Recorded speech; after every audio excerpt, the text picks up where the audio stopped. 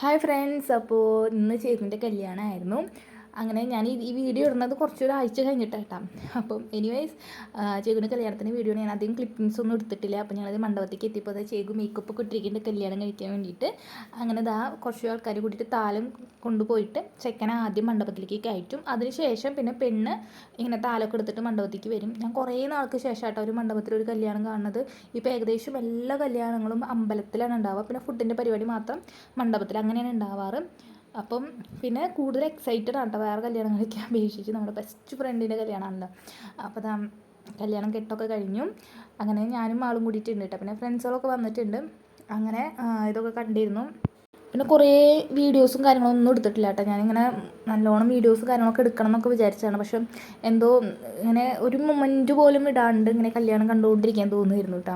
നമുക്ക് ഏതെങ്കിലും ഒരു സെക്കൻഡ് നമ്മളിങ്ങനെ ചെരിഞ്ഞു പോയി കഴിഞ്ഞാൽ ഇത് കണ്ടില്ല, എന്തുണ്ടായത് അങ്ങനെ ഭയങ്കര ക്യൂരിയസ് ആയിട്ട് എക്സൈറ്റഡ് ആയിട്ടിരുന്ന് കണ്ട കല്യാണം കേട്ടോ അത്. ഒരു സെക്കൻഡ് പോലും ഇടാണ്ടെന്ന് പറയില്ല അങ്ങനെ. അപ്പോൾ കെട്ടൊക്കെ കഴിഞ്ഞു, മാലയൊക്കെ ചാർത്തി, പിന്നെന്താ ബൊക്കെയൊക്കെ കൊടുത്തു. അതിനുശേഷം ഇങ്ങനെ വലം ചുറ്റുന്നതിന് എന്തോ ഒരു പേര് പറയും കേട്ടോ. അങ്ങനെ വലം ചുറ്റുന്നതിന് അങ്ങനെ ശരിക്കും 7 പ്രാവശ്യമാണ്. ഇപ്പോൾ എല്ലാവരും ഇങ്ങനെ 3 പ്രാവശ്യമായിട്ട് അങ്ങനെ വലം ചുറ്റാറ്.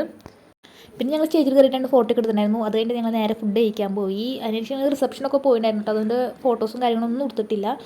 അപ്പോൾ ജസ്റ്റ് അവരുടെ കോസ്റ്റ്യൂം ഇതായിരുന്നു. പിന്നെ മാളും ഞാനും കൂടി 2 ഫോട്ടോ ഒക്കെ എടുത്തു. അപ്പോൾ അത്രയ്ക്കുള്ള ഇന്നത്തെ വീഡിയോ. ടാറ്റാ.